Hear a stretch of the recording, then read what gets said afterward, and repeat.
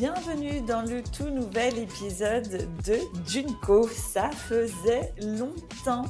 Je suis Florence Verdière, je suis coach et je vous accompagne dans des moments de votre vie professionnelle ou personnelle dans lesquels vos doutes et vos questionnements vous empêchent d'avancer. Alors aujourd'hui, pour ce premier épisode solo, qui est un format que je vous ferai en fonction des envies, des inspirations, des actualités, je vais vous parler du sujet des vacances. Je vais vous partager plus précisément comment j'ai réussi à complètement décrocher pendant mes 2 semaines de vacances. 100% off. Alors j'ai choisi de vous parler de ce sujet parce que finalement, cette année, je suis partie 2 fois en vacances et c'est la première fois que j'ai complètement décroché. Pour être honnête avec vous, jusque-là, le concept des vacances, si on le définit par le fait justement d'être complètement off, je pensais que c'était pas adapté en fait à ma personnalité, je pensais que c'était pas adapté à ma façon de penser. Parce que moi, clairement, jusque-là, mes idées, elles partaient pas du tout en vacances. Tout était au contraire en fait source d'inspiration, de créativité, d'avoir des idées en fait. Donc malgré moi, c'était pas volontaire, ça venait à moi et j'avais des flashs, j'avais des réflexions qui me venaient et qui me permettaient d'avoir des idées parfois même cool. Donc voilà, je m'étais fait une raison, je me suis dit bah pourquoi pas finalement, j'ai des idées différentes que dans mon quotidien, donc autant en profiter. Mais toujours est-il que mon cerveau ne se reposait pas complètement, jamais. Et puis, de l'avoir expérimenté cette année, ces vacances 100% off, j'ai clairement beaucoup plus profité. Beaucoup plus profité de l'instant présent, de tout ce qui m'entoure, de tout ce qui se passe, voilà, de mon entourage, des odeurs, des lumières, des paysages. Ça n'a clairement pas la même saveur. Donc voilà, aujourd'hui, je vais vous partager mon expérience de comment j'ai réussi à décrocher. Bien sûr, le coaching a sa grande part de responsabilité dans cette nouvelle expérience de mes vacances cette année. Je suis coach et je suis donc énormément, bien sûr, coachée. Et donc, qui dit être coaché dit beaucoup mieux se connaître.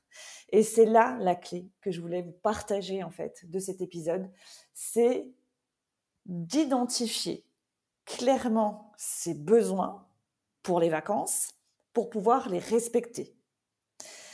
Et donc, c'est ce que j'ai fait et c'est ce que je vais partager aujourd'hui. Je vais vous illustrer, en fait, par mon expérience, comment j'ai identifié et comment j'ai mis en pratique, en fait, mes besoins.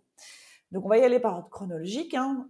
Qu'est-ce qui se passe avant les vacances, pendant les vacances et après les vacances?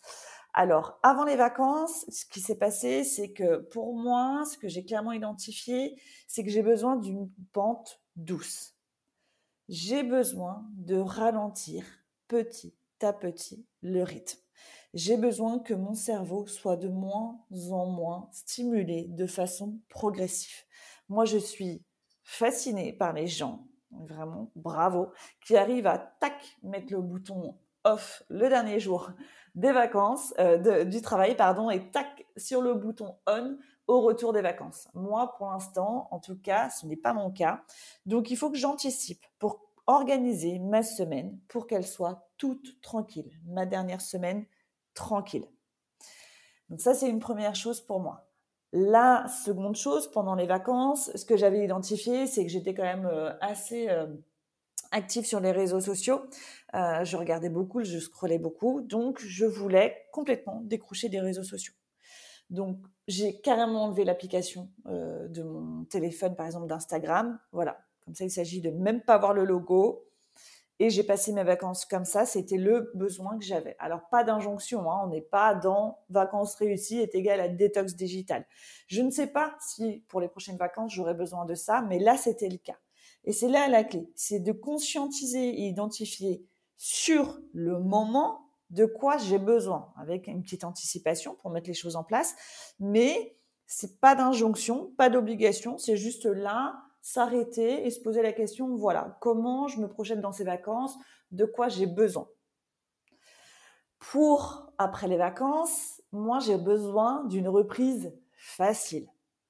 Donc pour moi, c'est un trop gros effort en fait de devoir me reconnecter à mes sujets professionnels. Et donc ce que je fais, c'est que je fais une to-do list. Je mets à plat tous mes sujets professionnels, où j'en suis et ce que je dois faire à mes retours de vacances.